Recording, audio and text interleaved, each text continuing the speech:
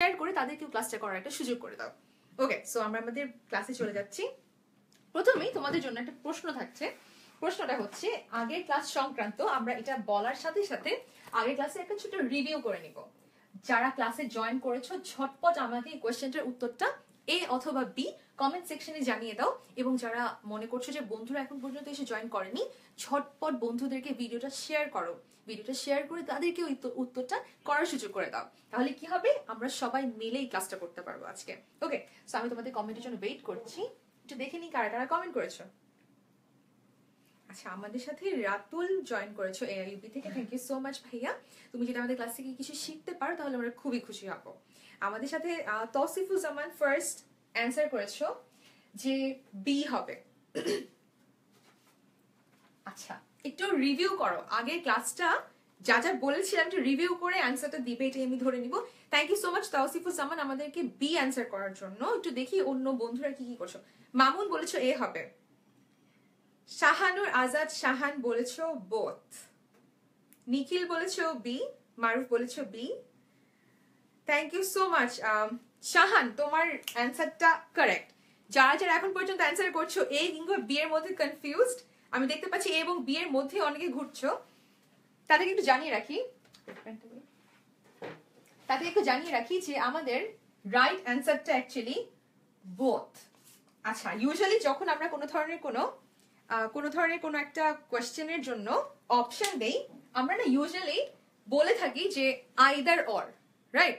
But আজকে আমার কোয়েশ্চেনটা করার রিজনটা ছিল যেহেতু আচ্ছা এ এবং বি, আরো আমাদেরকে অ্যান্সার করেছো রাফসান বলেছো এ এবং বি দুটাই হবে। সিয়াম বলেছো both. Thank you so much guys যারা বোথ এটা বুঝতে পেরেছো। সুমন বলেছো বি হবে। অন্তর বলেছো অন্তর বলছো এ এন্ড ডি হবে। অন্তর, তুমি মনে হয় বি টাইপ করতে গিয়ে ভুলে ডি লিখে ফেলেছো, আমি তোমাকে এটার জন্য মাফ করে দিচ্ছি। আমি ধরে নিচ্ছি তুমি বোথ বলেছো। নাদিম বলেছো বোথ। অরিন বলেছো বোথ। আর সোহেল দেখতে পাচ্ছি, সোহেল আহমেদ শাকিল, যার প্রোফাইল পিকচারে আইমান ভাইয়ের ছবি দেওয়া, থ্যাংক ইউ সো মাচ। খুব খুশি হলাম আইমান ভাইকে, আমি তো ভাবলাম আইমান ভাই বলে চলে এসেছে ক্লাসে। আচ্ছা, তুমি বলেছো এ প্লাস বি। আচ্ছা, অনিকা বলেছো বোথ হবে। ইরফানুল বলেছো both. Thank you so much guys, যারা বোথ বলেছো তাদেরকে অনেক অনেক থ্যাঙ্কস। তোমরা যে বুঝতে পেরেছো যে অ্যাকচুয়ালি এটার অ্যান্সারটা এ এবং বি দুটাই হবে। বিকজ আমি যখন আগে ক্লাসটা করছিলাম তোমাদের সাথে, যখন পরিচালন আয়, পরিচালন ব্যয়, অপরিচালন আয়, অপরিচালন ব্যয় নিয়ে কথা বলছিলাম, তখন বলেছিলাম মূলধনের সুদের কথা। তো যখন বলছিলাম অপরিচালন আয়ের কথা, ওটা একটু রিভিউ করি, ঠিক আছে? সরি, যারা ক্লাসে আছো নিজেদের বন্ধুদেরকে অবশ্যই ভিডিওটা শেয়ার করো। বিকজ তোমরা যা যা কিছু নতুন শিখবে তোমাদের বন্ধুদেরকে নিয়ে সেটা শেখো।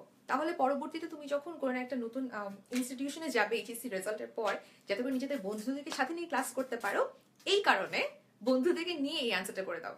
আচ্ছা, তো অপরিচালন আয়, অপরিচালন ব্যয়। আচ্ছা, খেয়াল করো, এখন আমরা প্রশ্ন করেছিলাম কোনটি মালিকানা সূত্র বিবরণীতে আসবে, ঠিক আছে? কিন্তু আমি এখন চলে যাচ্ছি কোথায়, অপরিচালন আয় ব্যয়, যেটা কিনা বিশদায় বিবরণীর একটা অংশ। তো অপরিচালন আয়ের সময় একটু মনে করে কি বলেছিলাম, যে ব্যবসা করার জন্য আমার যেটার প্রয়োজন হয় না, ব্যবসায় পরিচালনা করার জন্য যে আয় কিংবা ব্যয় সংঘটিত হয় না, সেটাই হচ্ছে অপরিচালন আয় ব্যয়। এবং এই অপরিচালন আয় ব্যয়ের মধ্যে আমার অনেক সময় অর্থায়ন থাকে। অর্থায়ন, বিনিয়োগ, দুটো টার্ম ইউজ করছি, আমি বলে দিচ্ছি কেন করছি। অর্থায়ন এবং বিনিয়োগ। অর্থায়ন হচ্ছে যখন আমি ফাইন্যান্সিং করি, আর বিনিয়োগ হচ্ছে যখন আমি ইনভেস্টমেন্ট করি। দ্যাট মিনস আমি আগের ক্লাসের সাথে একটু লিঙ্ক করে বলছি যাতে করে তোমাদের বুঝতে প্রবলেম না হয়। অর্থায়ন হচ্ছে যখন তুমি তোমার ব্যবসায়ের জন্য কোনো ধরনের কোনো অর্থায়ন কর, তোমার ফাইন্যান্সিং প্রয়োজন। তোমার ব্যবসায় এখন আছে 1 লাখ টাকা, কিন্তু তোমার প্রয়োজন হচ্ছে আরো 20,000 টাকা। এই যে 20,000 টাকার প্রয়োজন, 20,000 টাকাটার জন্য এখন আমি ব্যাংকের কাছে যাব, নাকি আমি আমার বন্ধু বান্ধবের কাছ থেকে লোন নিব, নাকি আমি কোনো বন্ড কিনবো? আমি কিসের মাধ্যমে নাকি কোনো বন্ড বিক্রি করব? কিসের মাধ্যমে 20,000 টাকাটা আমি পাবো?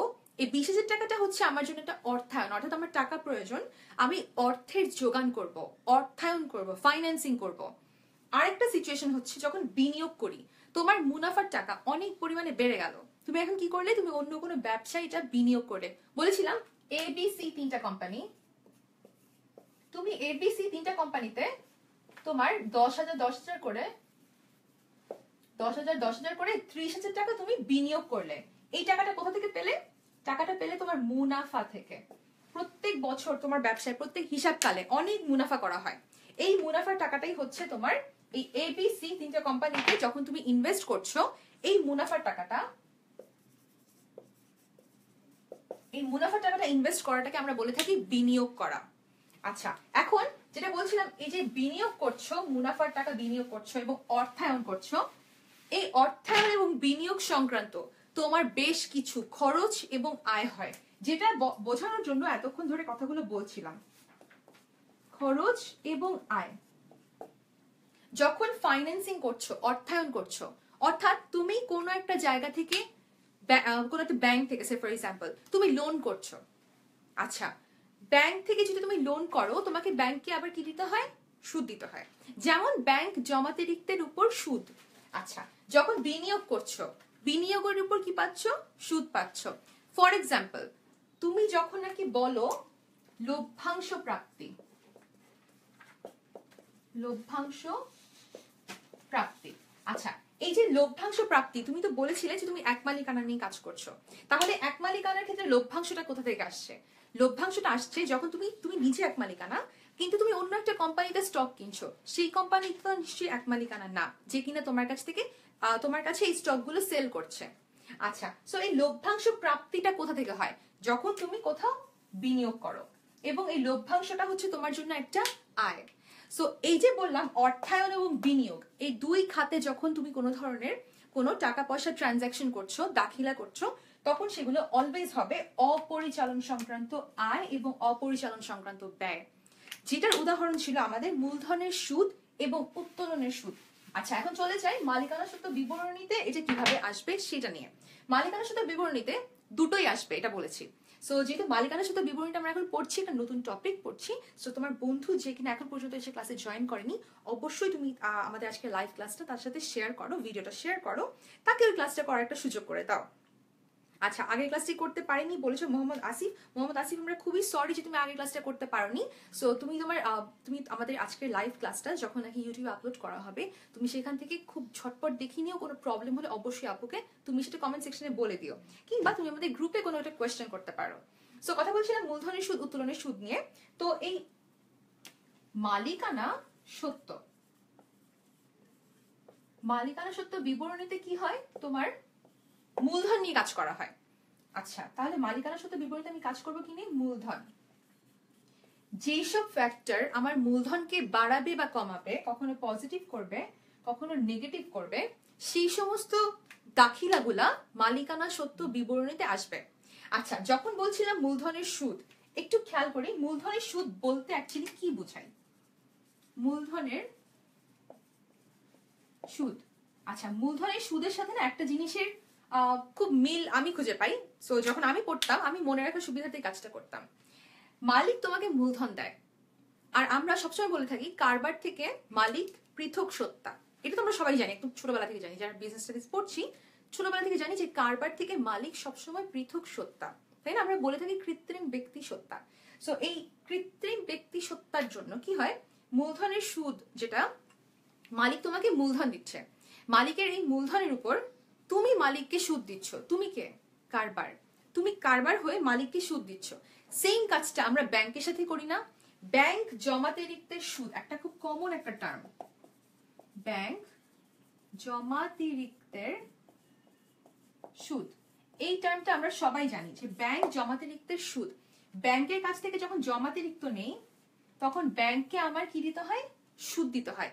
সেম, মালিক আমাকে মূলধন দেয়, মালিকের মূলধনের টাকাটা কাজে লাগাই বলে মালিককে আমি সুদ দেই, তাহলে এটা আমার অর্থায়ন সংক্রান্ত একটা খরচ, অর্থায়ন সংক্রান্ত ব্যয়। দ্যাটস ওয়াই মূলধনের সুদ আমার জন্য অপরিচালন সংক্রান্ত ব্যয়, অপরিচালন ব্যয়। এখন আমরা এটা ঠিক অপোজিট, এবং যেহেতু মূলধনের সুদটা, যে বললাম মূলধনের সুদটা তুমি মালিককে দিচ্ছ, তাহলে মালিকের মূলধনটা আলটিমেটলি বেড়ে যাচ্ছে না? মালিকের মূলধনটাকে বাড়িয়ে দিচ্ছে বলে এটা মালিকানা সত্ত্ব বিবরণীতে অবশ্যই আসবে, বিকজ এটা মালিকের মূলধনকে এফেক্ট করছে। আচ্ছা, এখন দেখি আরেকটা হচ্ছে উত্তোলনের সুদ, এটা একটু দেখবো। সরি, উত্তোলনের সুদ। উত্তোলনের সুদ এই টার্মটার সাথে আমি ব্যাংকের একটা রিলেশন খুঁজে বের করি। সো উত্তোলনের সুদ হচ্ছে যখন মালিক তোমার কাছ থেকে কোনো ধরনের টাকা উঠিয়ে নিচ্ছে। মালিক তোমার কাছ থেকে কখন টাকা উঠিয়ে নেয়? কোন টাকাটা মালিক উঠিয়ে নেয়? মালিক তোমার কাছ থেকে উঠিয়ে নেয় বেসিক্যালি মূলধনের টাকাটা। আচ্ছা, মালিক আমার কাছ থেকে সাধারণত মূলধনের টাকাটা ব্যবসা থেকে উঠিয়ে নেয়। এই কাজটা সে কেন করে? মালিক আমাদেরকে মূলধন দেয় আমার ব্যবসায় কাজে লাগানোর জন্য। আচ্ছা, যখন মালিকের মনে হয় যে আমার এই মূলধনটা ঠিক মতো কাজে লাগছে না, কিংবা আমার এখন নিজের টাকার খুব প্রয়োজন, মালিক কি করে? আমার ব্যবসা থেকে, অর্থাৎ আমি যখন মূলধনটা দাঁড়াচ্ছি, এই মূলধনটা বলতে বুঝাচ্ছি আমার ব্যবসায় তার দেওয়া মূলধন, এই মূলধনের টাকাটা সে কিছু পরিমাণে কমিয়ে দেয়। মালিক যখন মূলধনের টাকাটা উঠিয়ে নেয় তখন একটা ঘটনা ঘটে। মালিক টাকাটা উঠিয়ে নেওয়ার ফলে আমার সাথে ব্যাংকের একটা সম্পর্ক থাকে না, ফিক্সড ডিপোজিট, নাম সবাই শুনেছি তাই না? ফিক্সড ডিপোজিট, এই ফিক্সড ডিপোজিটের মতো একটা ঘটনা ঘটে।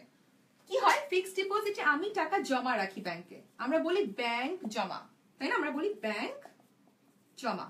আচ্ছা, ব্যাংকে ফিক্সড ডিপোজিটে একটা লং টার্মের জন্য, দীর্ঘমেয়াদের জন্য যখন তুমি টাকা জমা রাখো, ব্যাংক তোমাকে সুদ দেয়, রাইট? আমরা বলে থাকি ব্যাংক জমার উপর সুদ, এবং এই ব্যাংক জমার উপর সুদটাকে আমরা বলে থাকি অপরিচালন সংক্রান্ত আয়। সেম ওয়ে, যখন মালিক তোমাকে টাকা দেয়, মালিকের টাকাটা তোমার এখানে খাটছে, তাই না?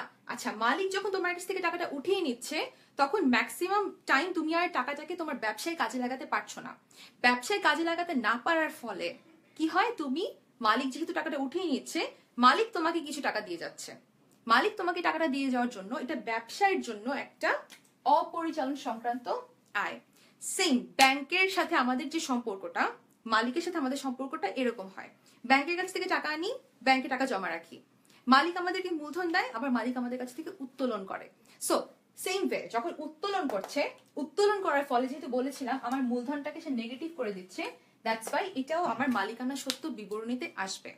দ্যাট মিনস এই সম্পূর্ণ কোয়েশ্চেনটা, অর্থাৎ মালিকানা সত্ত্ব বিবরণীতে কি কি আসবে? অ্যান্সার বোথ, অর্থাৎ মূলধনের সুদ এবং উত্তোলনের সুদ দুটোই আসবে।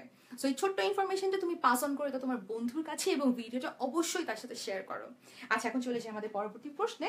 একটু জেনে নিই আমাদের সাথে যারা ক্লাস করছো তাদের কি কোনো কোয়েশ্চেন আছে কিনা।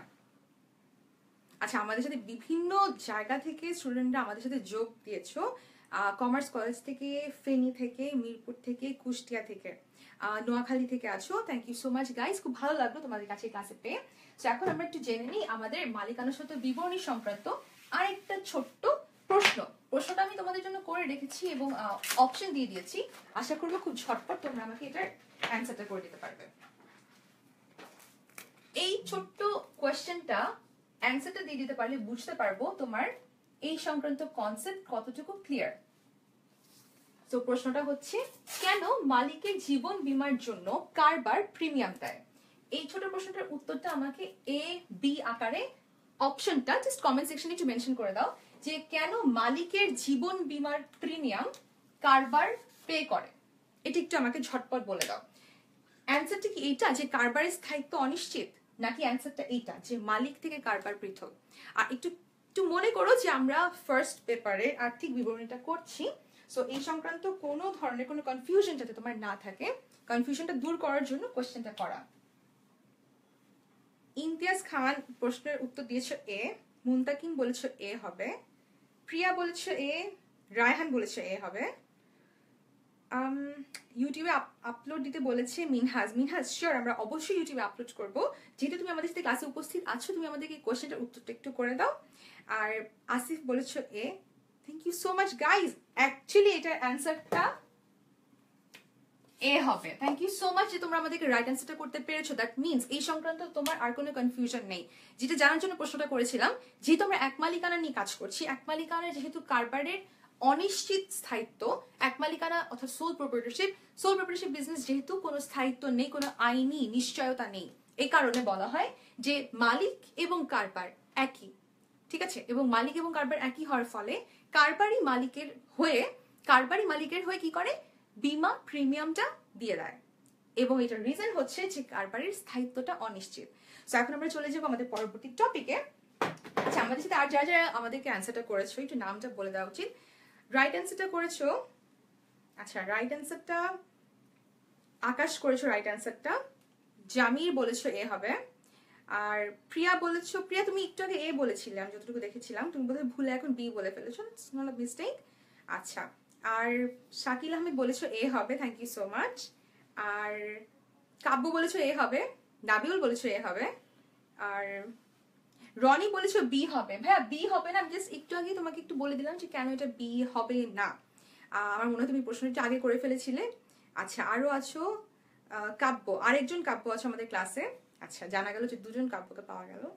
আর আব্দুল্লাহ মামুন বলেছো এ হবে, আর আমিনুল রাহাত বলেছো এ হবে, ত্রিশু বলেছো এ হবে। থ্যাংক ইউ সো মাচ যারা রাইট অ্যান্সার করেছো তাদেরকে অনেক অনেক ধন্যবাদ। সো এখন আমরা চলে যাচ্ছি আমাদের পরের টপিকে, যেখানে আমরা দেখবো আজকে আর্থিক বিবরণী। সো আর্থিক বিবরণী নিয়ে কথা বলার আগে একটু ফার্স্টে বলে দিই যে আমরা যখন নাকি এক মালিকানা কারবারের জন্য আর্থিক বিবরণীটা করে থাকি তখন সেখানে কিছু কিছু ব্যাপার একটু ভিন্ন হয়। কেন ভিন্ন হয়? ভিন্ন হয় যেহেতু মালিকানা সত্ত্ব বিবরণীতে আমরা মালিকের বীমা প্রিমিয়াম নিয়ে আসছি, আর যেহেতু আমরা বলেছি যে মালিক এবং কারবারকে আমরা পৃথক হিসেবে দেখছি না। আচ্ছা, এই কনসেপ্টের সাথে একটু কন্ট্রাডিক্টরি একটা কনসেপ্ট হচ্ছে ফাইন্যান্সিয়াল স্টেটমেন্টে যখন প্রিপেয়ার করা হয়, তখন কিন্তু সেটাকে আমি কারবার থেকে পৃথক ভেবে নেই, এটা মনে করে যে আমি উত্তোলনের উপর সুদ ধরছি, মূলধনের উপর সুদ ধরছি। সো এই কনসেপ্ট একটু কন্ট্রাডিক্টরি হলেও আমরা আর্থিক বিবরণীটা করে থাকি এক মালিকানা কারবারের জন্য ফার্স্ট পেপারে, আর সেকেন্ড পেপারে যে এটা হয়ে যায় যৌথ মূলধনী কারবারের জন্য। আচ্ছা, তো আমরা যেহেতু আর্থিক বিবরণী নিয়ে কথা বলবো, আর্থিক বিবরণী তোমাদেরকে প্রথমে একটা ছোট প্রশ্ন করে ফেলি, একটু দেখে নেই তোমাদের কনসেপ্টটা কতটুকু বিল্ড আপ হলো। যারা যারা ক্লাসে উপস্থিত আছো আমাকে একটু ঝটপট কমেন্ট সেকশনে একটু বলে দাও যে আমাদের আর্থিক বিবরণীর নিম্নের কোনটি A equals to L plus OE এর প্রতিফলক। আমি অ্যাকাউন্টিং এর প্রত্যেকটা ক্লাসে অনেকবার বলেছিলাম যে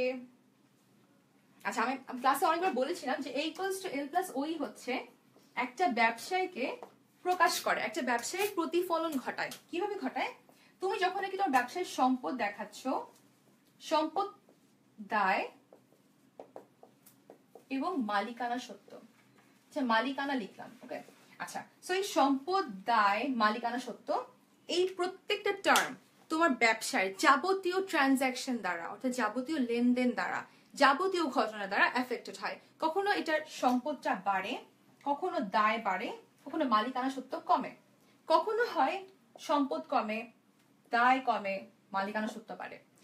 কখন কোন ঘটনার জন্য কি হবে এটা খুব ইজিলি এই A equals to L plus OE তে রিফ্লেক্ট করে। তো আমাকে একটু বলে দাও যে আমরা যখন কাউকে জানাতে চাই যে আমাদের ব্যবসায়ের কি অবস্থা, সেটা জানানোর জন্য A equals to L plus OE এর প্রতিফলক নিম্নের কোনটি? আচ্ছা, অনেকগুলো অ্যান্সার পাচ্ছি, আমি প্রথমে একটু নিয়ে নিই রাইট অ্যান্সারটা কে বলেছো। অনেকগুলো অ্যান্সার পেয়ে গেছি এর মধ্যে। আচ্ছা, রাব্বি বলেছো এ হবে,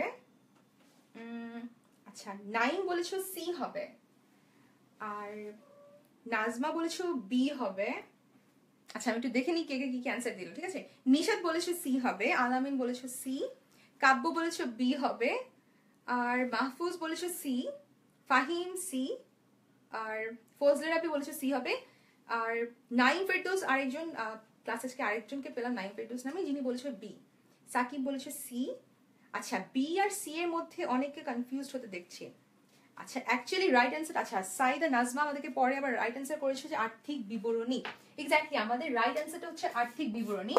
যখন বললাম A equals to L plus OE তে সম্পত্তি, দায়, মালিকানা সত্ত্ব, তিনটা নাম অলরেডি আমি বলে দিয়েছিলাম। এটা তোমাদের জন্য একটা ছোট্ট হিন্ট ছিল যে আমি জানতে চাচ্ছিলাম যাদের কনফিউশন হবে তারা অন্তত এটা দেখে যেন রাইট অ্যান্সারটা আমাদেরকে করে দিতে পারো। সম্পত্তি, দায় এবং মালিকানা সত্ত্ব, এই যে সম্পদ, দায়, মালিকানা সত্ত্বের এটাকে এফেক্ট করে যেই যে ট্রানজাকশন গুলো, সেগুলোকে আমরা কোথায় দেখাই? আর্থিক বিবরণীতে, তাই না? আচ্ছা, মালিকানা সত্ত্ব যারা অ্যান্সার করেছো তাদেরকে একটু বলি। মালিকানা সত্ত্বের মধ্যে বলেছিলাম মূলধনটাকে এফেক্ট করে যেই যেই ট্রানজাকশন গুলা বা যে লেনদেন গুলো বা যে ঘটনাগুলা, শুধু সেগুলো দেখাবো। বিশদ আয় বিবরণী, এটাতে দেখাবো আমার আয় এবং ব্যয়কে যারা এফেক্ট করছে, আমার বিজনেস চলার জন্য যা যা প্রয়োজন পরিচালন আয় ব্যয় এবং বিজনেস রান করার জন্য বিজনেসের অপারেটিং অ্যাক্টিভিটি ছাড়া আর যা যা আমার আয় ব্যয় হবে সেই পরিচালন অপরিচালন আয় ব্যয় থেকে ইনকাম অর্থাৎ আমার মুনাফা বের করার জন্য যা যা লাগবে। আর আর্থিক বিবরণী হচ্ছে আমার সম্পূর্ণ ব্যবসায় এই আয় ব্যয় মুনাফা মূলধন উত্তোলন সবকিছুর সম্মিলন যেখানে ঘটে সেটাই হচ্ছে আমার আর্থিক বিবরণী। সো এই আর্থিক বিবরণীটাই হচ্ছে equals to L plus O ই, এটার একটা রিফ্লেক্টর অর্থাৎ এটার একটা প্রতিফলক। যারা যারা আচ্ছা এরপর আমাকে অনেকে বি বলেছো, আর্থিক বিবরণী অ্যান্সার করেছো কাব্য, এটা আরেকজন কাব্য, ঠিক আছে। নুহাস বলেছো বি হবে, মামুন বি বলেছো, রিয়া, রনি, রাহাত সবাই রাইট অ্যান্সার দিতে পেরেছো, থ্যাংক ইউ সো মাচ। আচ্ছা আমাদের বি বলেছো মুহতাসিম সিয়াম, আরও বলেছো আসিফ, মুকুল, থ্যাংক ইউ সো মাচ। ঠিক আছে, আর দুটাই তো হয় বলেছো 9, ভাইয়া দুটাই হবে না, বিকজ যখন আমি a equals to L plus ওই বলছি সম্পত্তি এবং দায় এই দুটাই কিন্তু তোমার কেবলমাত্র দেখানো হয় আর্থিক বিবরণীতে, তাই না? আর a equals to L plus O E বলতে সম্পূর্ণটা বোঝাচ্ছি।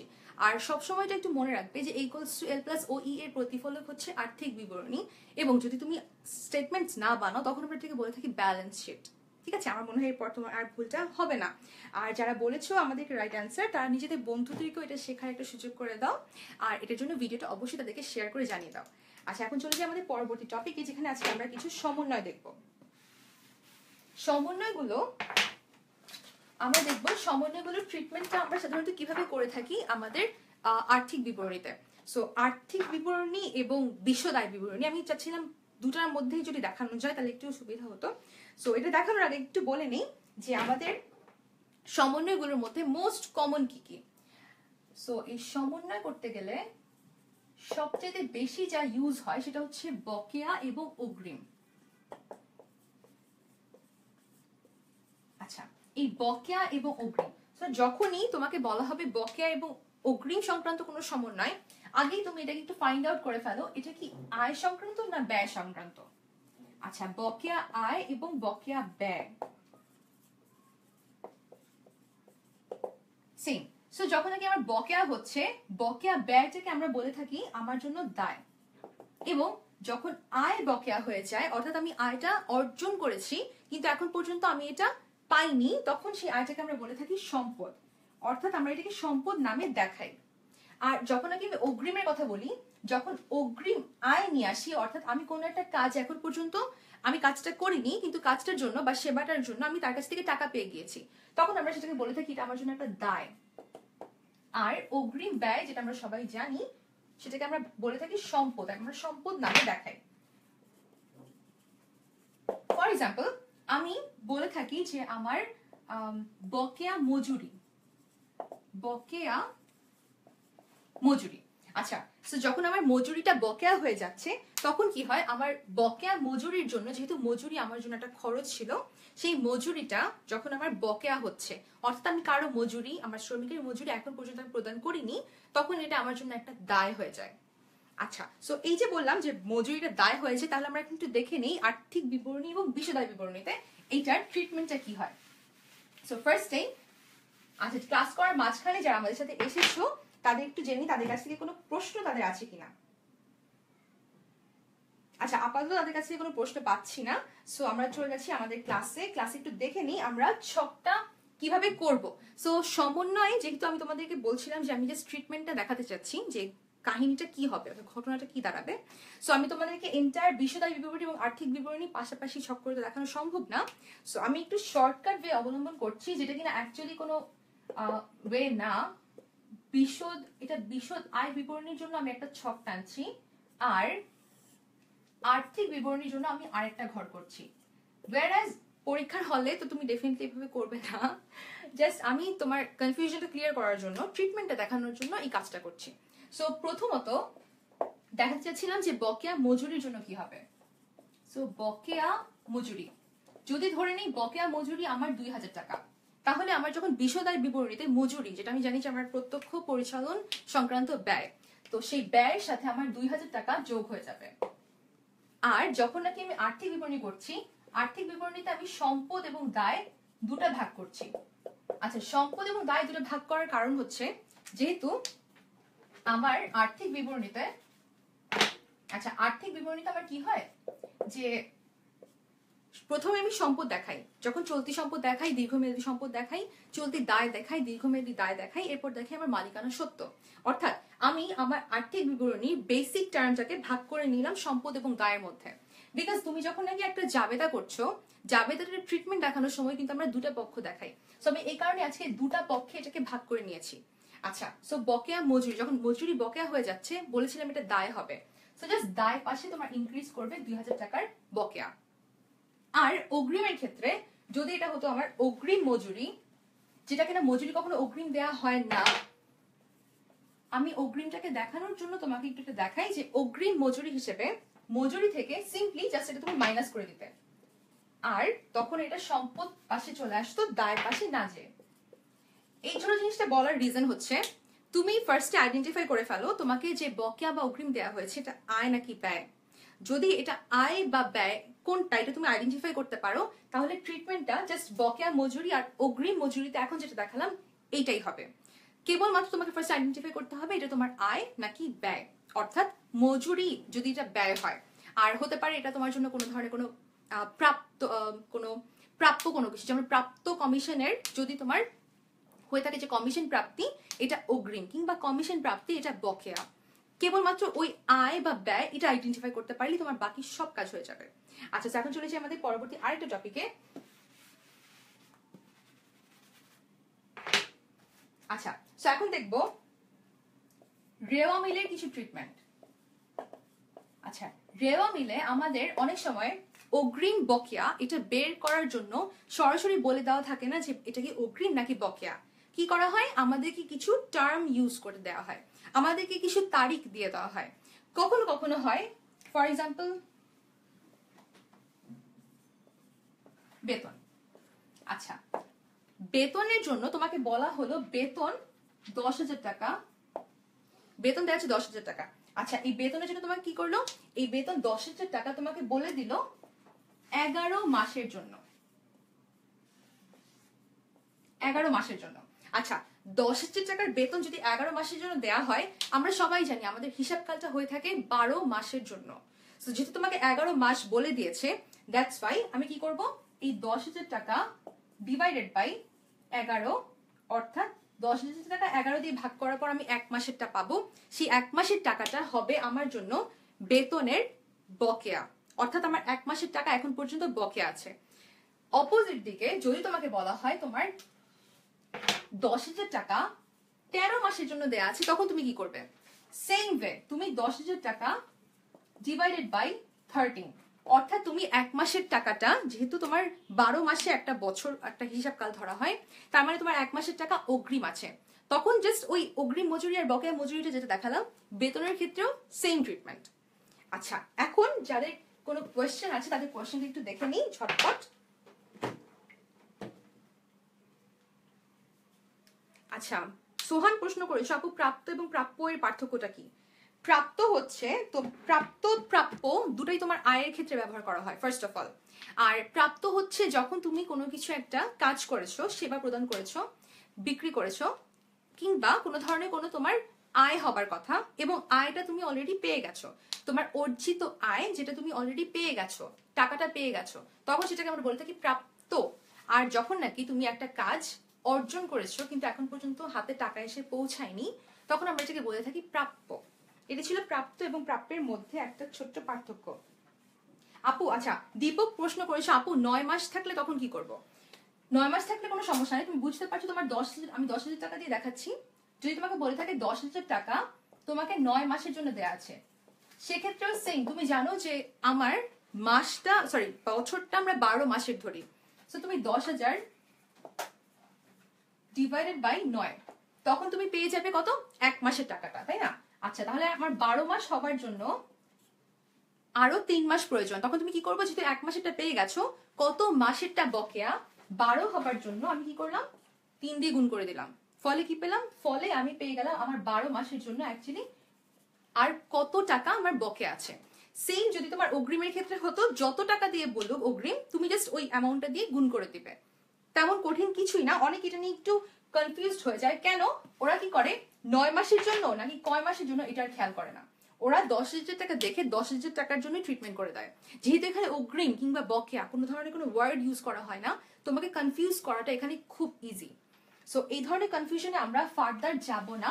নেক্সট টাইম যখন আমাদের এই ধরনের কোনো প্রশ্ন দিবে আমরা একটু খেয়াল করব নিশ্চয়ই এখানে অগ্রিম বা বকেয়া কোনো ধরনের কোনো একটা ঘাপলা থাকবে। আচ্ছা, এখন চলে যাই আমাদের পরবর্তী টপিকে। তোমাদের জন্য এখন ছোট একটা প্রশ্ন আছে, এটা আমাকে একটু উত্তর করে দাও, যেটা উত্তর করে দেওয়ার পর আমি তোমাদের জন্য ওই সংক্রান্ত আরো কিছু কথা বলবো। আমাকে একটু বলে দাও, যেহেতু আমরা এখন পড়বো ভ্যাট চলতি হিসাবটা নিয়ে। সো ওই ভ্যাট চলতি হিসাবটা সংক্রান্ত উত্তর করবার আগে সমাপনী মজুত পণ্য নিয়ে আমরা কথা বলেছি, বিজ্ঞাপন নিয়ে কথা বলেছি। এখন একটু বলো যে আরেকটা ট্রিটমেন্ট দেখার আগে এই ছোট্ট প্রশ্নটার উত্তরটা কি হবে। সমাপনী মজুত পণ্য নিয়ে কথা বলেছি, বিজ্ঞাপন নিয়ে কথা বলেছি, ভ্যাট চলতি হিসাব নিয়ে কথা বলবো। সো এখন আমাকে একটু এটার উত্তরটা করে দাও যে নিম্নের কোন হিসাবটি চলতি হিসাব এবং চলতি দায় উভয় দিকে বসতে পারে। অর্থাৎ আমরা যখন জানি যে আর্থিক বিবরণীতে প্রথমে দেখাই চলতি সম্পদ, দেন দেখাই দীর্ঘমেয়াদী সম্পদ, দেন দেখাই বিনিয়োগ, দেন দেখাই আমার চলতি দায়, দেন দীর্ঘমেয়াদী দায়, এরপর দেখাই মালিকানা সত্ত্ব।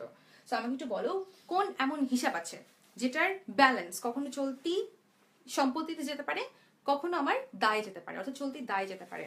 সো একটু ঝটপট কমেন্ট সেকশনে আমাকে রাইট অ্যান্সারটা একটু জানিয়ে দাও। আচ্ছা, অন্তর ফার্স্টে বলেছো সি হবে, শেখ আজহার বলেছে সি হবে, মিম বলেছে সি হবে, আর জোবায়ের বলেছে সি, তানজিলা বলেছে সি, সবাই বলেছে C. Thank you so much guys. আমাদের রাইট অ্যান্সারটা হচ্ছে ভ্যাট চলতি হিসাব। আচ্ছা, ভ্যাট চলতি হিসাবটা নিয়ে এখন তাহলে একটু কথা বলে নিই। ভ্যাট চলতি হিসাবটা এমন একটা হিসাব যেটা কিনা তোমার গভর্নমেন্ট তোমার কাছ থেকে এটা পেয়ে থাকে। আমাদেরকে যারা রাইট অ্যান্সার করেছো তাদেরকে অনেক অনেক ধন্যবাদ। আমাকে মোরলেস সবাই সি অ্যান্সার করেছো। আর সি হবে বলেছো আকাশ, রিপন, রাতুল, সাকিব বলেছো এ হবে, আর চন্দন বলেছো বি হবে কি না।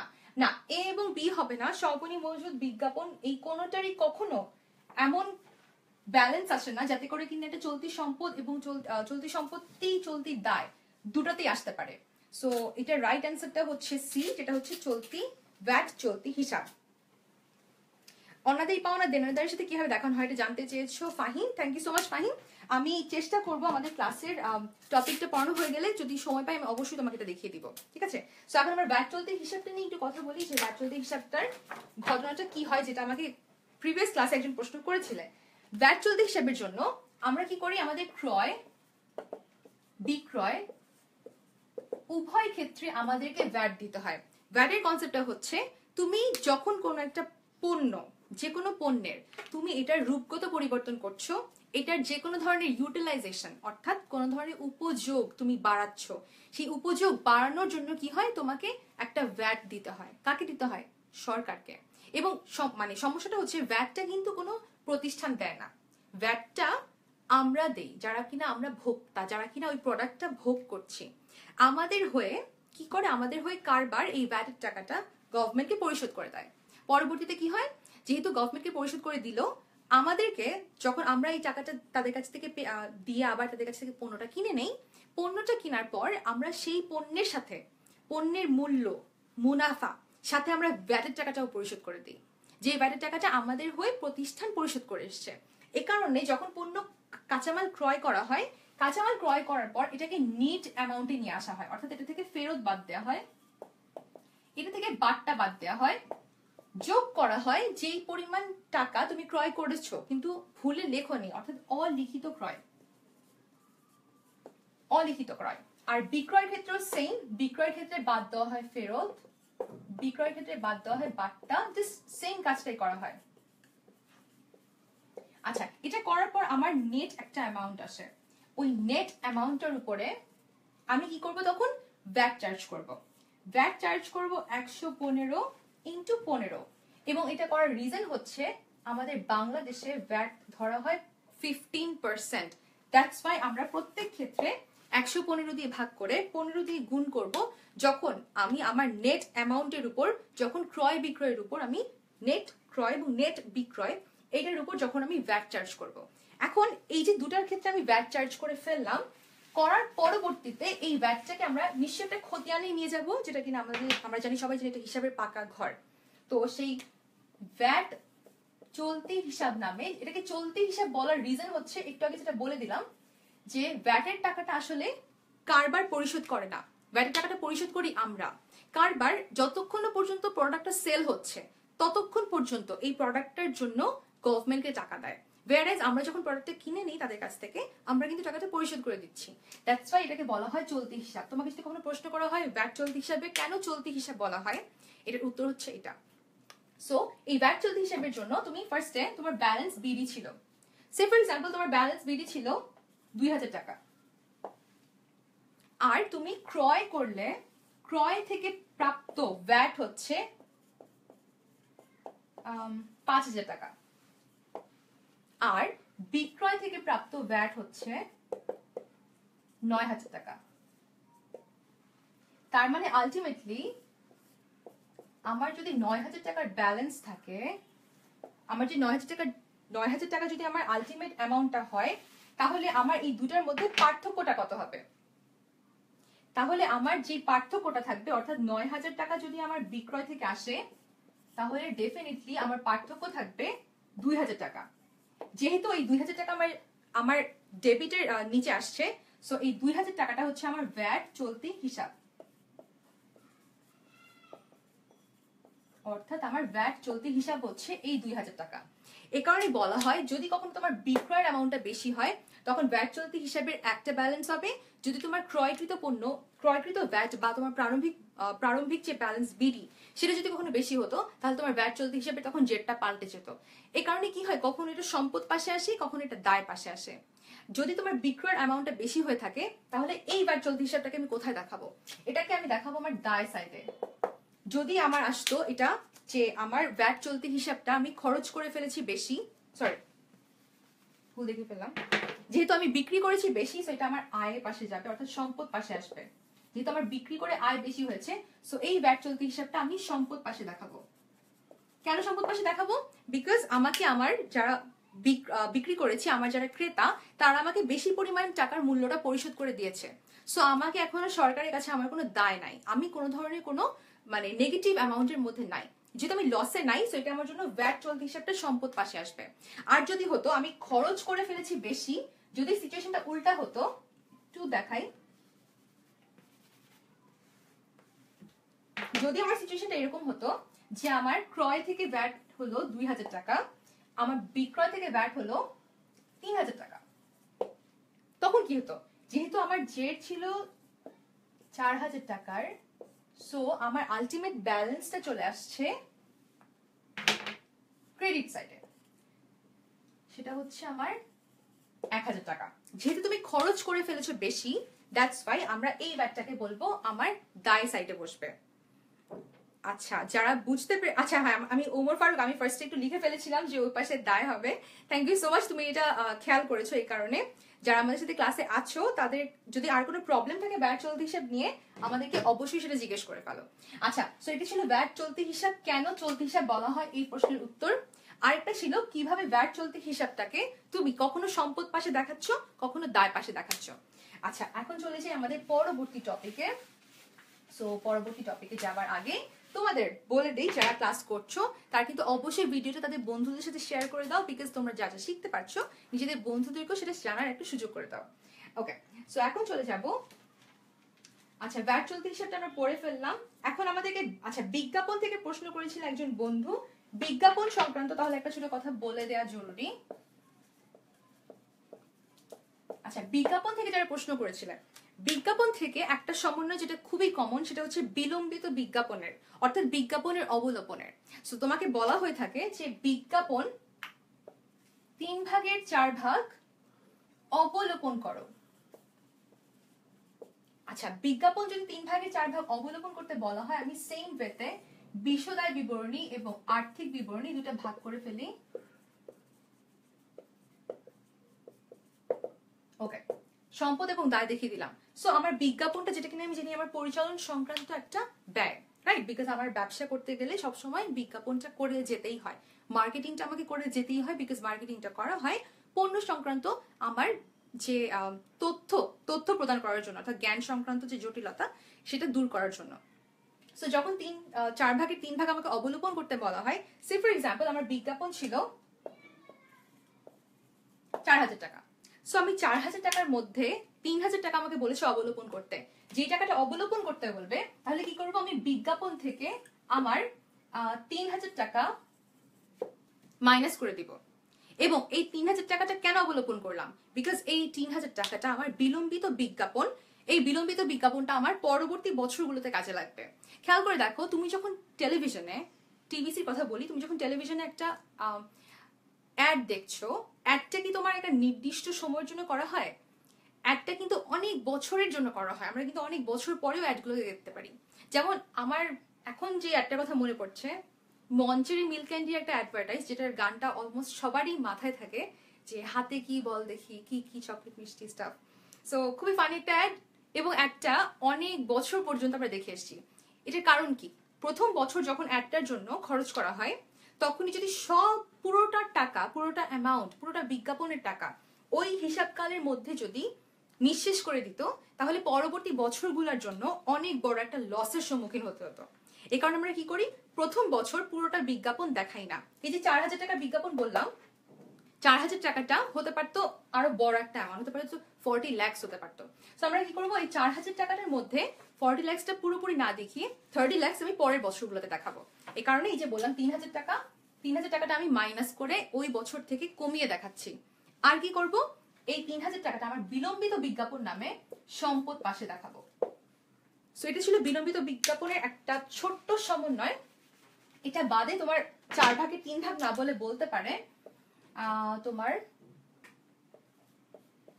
4 ভাগের 3 ভাগ খরচ দেখাও, খরচ দেখাও।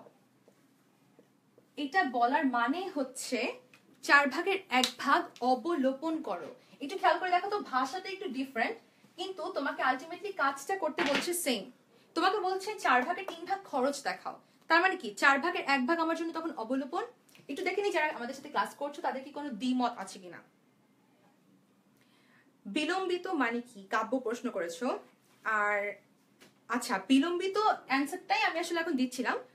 আমি এতক্ষণ ধরে কথা বলছিলাম অবলোপন নিয়ে, তাই না? যখনই বলা হয় অবলোপন করো, অবলোপন করার জন্য যে হিসাবটা আমরা ব্যবহার করি, সেই হিসাবটার নাম হচ্ছে বিলম্বিত বিজ্ঞাপন হিসাব। এই হিসাবটার নাম হচ্ছে বিলম্বিত বিজ্ঞাপন হিসাব। এই হিসাবটার নামে আমরা বিজ্ঞাপনটাকে লেনদেন করি, অর্থাৎ আমরা এই বিজ্ঞাপনটাকে একটা হিসাবকালের মধ্যে না রেখে এটাকে অনেকগুলো বছরের মধ্যে ভাগ করে দিই।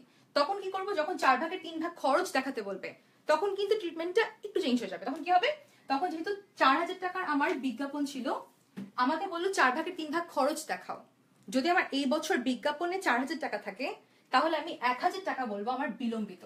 তাহলে আমি 1000 টাকা বিশদার বিবরণীতে মাইনাস করে দিব, এবং এই 1000 টাকাটা তখন আমার সম্পদ পাশে গিয়ে বিলম্বিত বিজ্ঞাপন নামে বসবে। আচ্ছা, যারা প্রশ্ন করেছো, আচ্ছা স্যাকলাইন বলেছো কোশ্চেনের অ্যান্সার দেয়নি। স্যাকলাইন, আমি তোমার কোশ্চেনটা যখন পড়ছিলাম তখন বোধহয় ওভারলুক করে গেছি, তুমি প্রশ্নটা আরেকবার করো, তাহলে কোনো ধরনের কোনো প্রবলেম থাকলে আমি সেটা বলে দিতে পারবো। আচ্ছা, বিলম্বিত বিজ্ঞাপন অগ্রিম বিজ্ঞাপনের মধ্যে পার্থক্য আছে কিনা জিজ্ঞেস করেছো ওমর ফারুক। ওমর ফারুক, খেয়াল করে দেখো, বিলম্বিত বিজ্ঞাপন যখন কথাটা বললাম তখন বলেছি যে অলরেডি আমি এত টাকার খরচ করে ফেলেছি, 4000 টাকা খরচ করে ফেলেছি, 4000 টাকার বিজ্ঞাপন বানানো হয়ে গেছে। আর অগ্রিম বিজ্ঞাপন বলতে বোঝায় বিজ্ঞাপনটা এখনো বানানো হয়নি, বিজ্ঞাপনটা বানানো হয়নি, তুমি খরচ করে ফেলেছো। দুটার টার্মটা যেমন ডিফারেন্ট, দুটার সিচুয়েশনটাও ডিফারেন্ট। বিজ্ঞাপন যখন বিলম্বিত করছি, সেই বিজ্ঞাপনটা বিলম্বিত করছি যে বিজ্ঞাপনটা আমার খরচ করা হয়ে গেছে, বিজ্ঞাপনটা বানানো হয়ে গেছে। আর অগ্রিম বিজ্ঞাপন হচ্ছে তুমি খরচ করেছো কিন্তু বিজ্ঞাপনটা এখনো বানানো হয়নি। সো দুটা কিন্তু খুবই মেজর একটা ডিফারেন্স এই দুটোর মধ্যে আছে। বিলম্বিত বিজ্ঞাপন কি ভুয়া সম্পদ? বিলম্বিত বিজ্ঞাপনকে আমরা বলে থাকি অলিক সম্পদ বা ভুয়া সম্পদ, কারেক্ট। বিলম্বিত এর জাবেদা কি হবে? আচ্ছা, বিলম্বিতর জন্য জাবেদা হচ্ছে, আচ্ছা বিলম্বিতর জন্য জাবেদা হচ্ছে বিলম্বিত বিজ্ঞাপনটা ইউজুয়ালি কি, এটা একটু বুঝে নাও। যখন আমরা বিজ্ঞাপন করি তখন আমরা কি করি, এটা বলার জন্য তোমাকে দুটো জাবেদা দিতে হবে, বিজ্ঞাপন ডেবিট, নগদান ক্রেডিট। তুমি প্রশ্ন করেছিলে বিলম্বিত নিয়ে, কিন্তু আমি তোমাকে বিজ্ঞাপনের জার্নালটাকে দেখালাম। রিজনটা হচ্ছে যখন আমি তোমাকে বিজ্ঞাপনের জার্নালটা দিলাম, তখন আমি যদি এখানে 4000 টাকা দেখাই, এর পরের সিচুয়েশনে গিয়ে আমার জন্য বললো বিজ্ঞাপনটা 4 ভাগের 3 ভাগ খরচ করো। আমি এটার পার্সপেক্টিভে দেখিয়ে দিই। সো যদি 4 ভাগের 3 ভাগ খরচ করতে বলে, 1000 টাকা আমি বললাম আমি বিলম্বিত দেখাবো, তখন আমার জার্নালটা হবে বিলম্বিত, একটু শর্টকাটে লিখলাম, বিলম্বিত বিজ্ঞাপন হিসাব ডেবিট, বিজ্ঞাপন হিসাব দেখতে পাচ্ছ কি? আমাকে না দেখতে পারলে একটু কমেন্ট করো। আর বিজ্ঞাপন হিসাব হচ্ছে ক্রেডিট, বিলম্বিত বিজ্ঞাপন টু বিজ্ঞাপন হিসাব ক্রেডিট। তখন আমার অ্যামাউন্টটা হবে 1000 টাকা। একটু খেয়াল করো ঘটনাটা কি দাঁড়ায়। যখন আমি বিলম্বিত বিজ্ঞাপনের জন্য, যারা দেখতে পাচ্ছ না তাদের জন্য আমি আরেকটু উপরে অ্যান্সারটা আপনাকে লিখে দিচ্ছি। বিলম্বিত বিজ্ঞাপন হিসাব ডেবিট, বিজ্ঞাপন হিসাব ক্রেডিট, বিজ্ঞাপন হিসাব ক্রেডিট। তখন আমি অ্যামাউন্টটা দিচ্ছি 1000 টাকা। যে প্রশ্নটা করেছিল আমাদের যে বন্ধু, সে যদি ক্লাসে থাকো একটু বুঝতে পারবে যে তুমি বিলম্বিত বিজ্ঞাপনের জন্য আমার কাছে জানতে চেয়েছিলে কি হবে, কিন্তু শুধু বিলম্বিত বিজ্ঞাপনের জন্য জার্নালটা দিলে তুমি বুঝতে পারতে না যে কাটাকাটিটা কোথায় হচ্ছে। কাটাকাটিটা হচ্ছে তোমার অরিজিনাল বিজ্ঞাপনের জার্নালের সাথে। অরিজিনাল বিজ্ঞাপনের জার্নালে আমি বলেছিলাম 4000 টাকা, আর এখন বিলম্বিতর জন্য বলেছি 1000 টাকা। ফলে আমার 3000 টাকার অটোমেটিক্যালি খরচ বিজ্ঞাপন নামে এন্ট্রি দেওয়া হয়ে গেল। এটাই ছিল বিলম্বিত বিজ্ঞাপনের জন্য একটা সমন্বয় জাবেদা। যখন বলেছিলাম বিলম্বিত বিজ্ঞাপনে 1000 টাকা দেখানো মানে হচ্ছে অরিজিনাল বিজ্ঞাপন থেকে 1000 টাকা কমে যাবে, তাই না? অরিজিনাল বিজ্ঞাপন 1000 টাকা কমে গেল, মানে বিজ্ঞাপন নামে খরচ দেখালে কত বছরের? 3 বছরের, অর্থাৎ 3000 টাকা। সো আশা করি আমাদেরকে যে প্রশ্নটা করেছিলে ভাইয়া প্রশ্নটার উত্তরটা বুঝতে পেরেছো। বিলম্বিত আয় ব্যয়টা যদি একটু বুঝাতেন বলেছো কাব্য। বিলম্বিত আয় ব্যয়টা হচ্ছে ঠিক বিজ্ঞাপনের পার্সপেক্টিভটা থেকে বলি, যে বিজ্ঞাপনটা বিলম্বিত কখন করা হয়?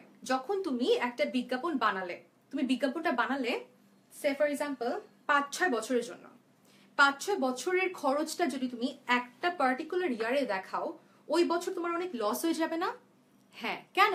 পরের বছরগুলোতে তোমার একটা ম্যানিপুলেটেড প্রফিট হয়ে যাবে, বিকজ ওই 5 বছরের জন্য বানানো যে অ্যাডভার্টাইজটা, যে বিজ্ঞাপনটা 5 বছর ইউজ করছো, 1 বছর খরচ দেখাচ্ছ, এটা কি আমাদের ব্যয় স্বীকৃতি নিয়ম অনুযায়ী মেলে?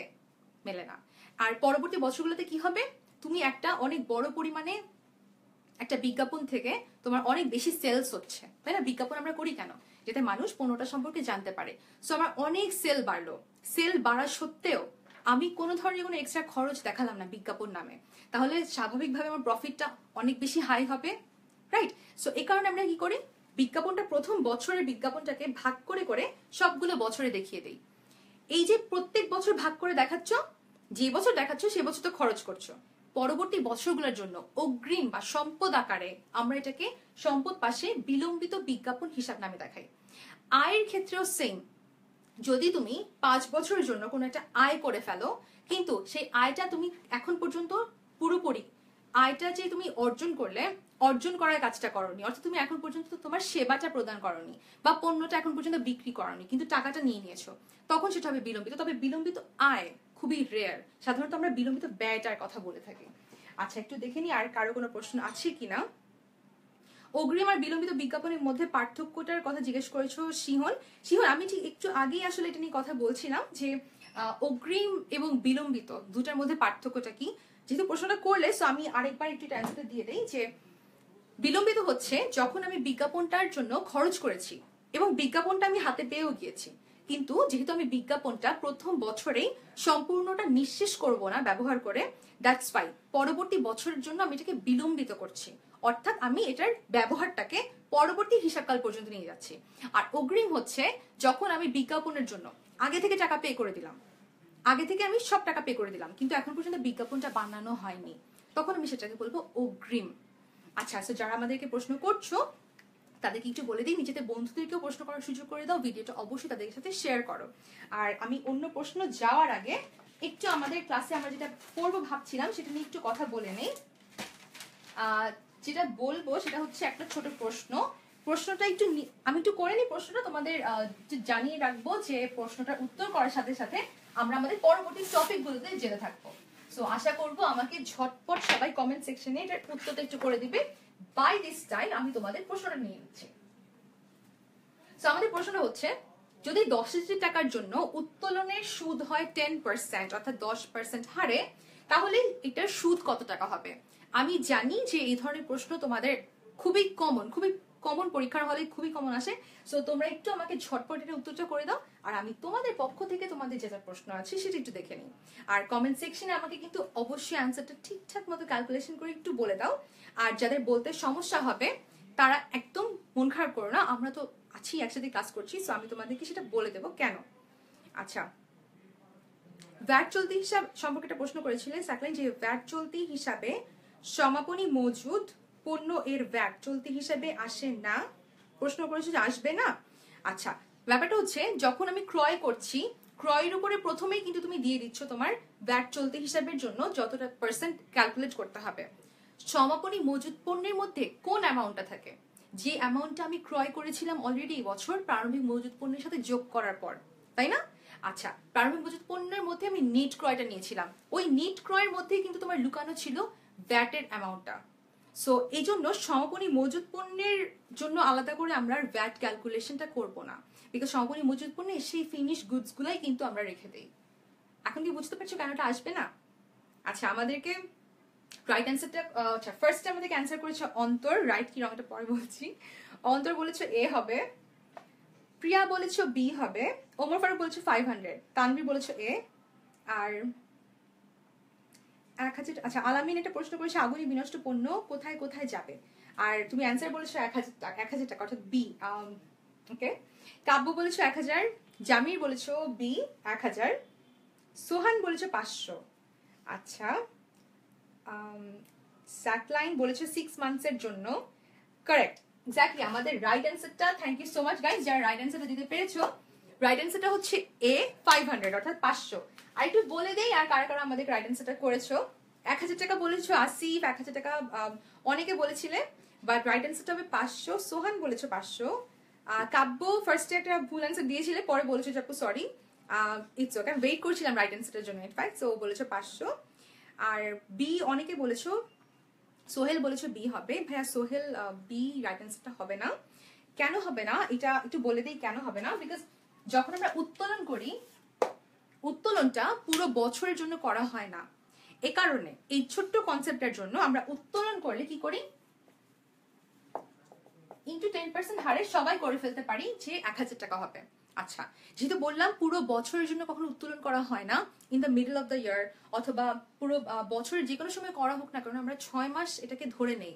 6 মাস ধরে নেওয়ার কারণে আমরা যেহেতু পুরো বছরটা 12 মাস, আমরা 6 মাসের ধরে এটাকে 500 টাকা উত্তোলন সুদ হিসেবে ধরবো।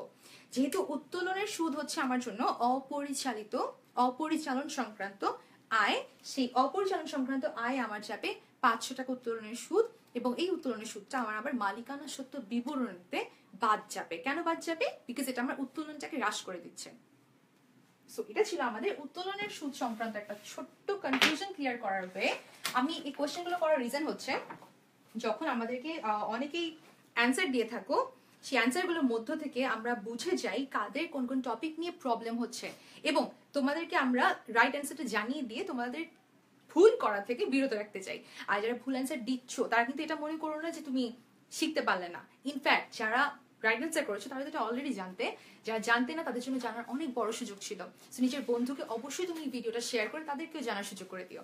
সো এখন তোমাদের এই প্রশ্নটা করে যেহেতু বুঝতে পারলাম ছোট ছোট কিছু প্রবলেম আছে, তো সেগুলো নিয়ে কথা বলার জন্য আরেকটা টপিক একটু নেই, আরেকটা ছোট প্রশ্ন, এইটার উত্তরটা আমাকে একটু করে দাও। আর বলে রাখি এই প্রশ্নটা তোমাদের একটা প্রিভিয়াস ইয়ার থেকে আমি নিয়েছি। সো এই ধরনের প্রশ্নের উত্তরে স্টুডেন্টরা সাধারণত একটা ভুল করে থাকে, সেটা হচ্ছে প্রশ্ন পড়ার ভুল। সো প্রশ্ন পড়ার ভুলটা কে কে করবে কে কে করবে না এটা জানার জন্য আজকে প্রশ্নটা করা। সো আমাকে একটু ঝটপট বলে দাও যে আর্থিক বিবরণীর মধ্যে 2016 সালের 31 ডিসেম্বর বলা আছে যে 1 জুলাই 2012 সালে 20,000 টাকার একটা বিনিয়োগ করেছিলে। এই বিনিয়োগটা আর্থিক বিবরণীতে কোন শিরোনামে আসবে? অ্যান্সার বলা আছে চলতি সম্পদ নাকি দীর্ঘমেয়াদী বিনিয়োগ। সো আমার একটু ঝটপট তোমার কমেন্ট সেকশনে বলে দাও রাইট অ্যান্সারটা কি হবে, আর আমি এটার পর তোমাদেরকে জানিয়ে দিব যে রাইট অ্যান্সারটা হওয়ার পিছনে রিজনটা কি। ওমর ফারুক বলেছো আপু মাসের শেষে উত্তোলন করলে 5.5 দিয়ে কেন ক্যালকুলেশন করি? যেহেতু মাসের শেষে উত্তোলন করছো, যেহেতু ওই মাসটা তুমি এক্সক্লুড করে দিচ্ছ, দ্যাটস ওয়াই 5.5 দিয়ে ক্যালকুলেট করা হয়।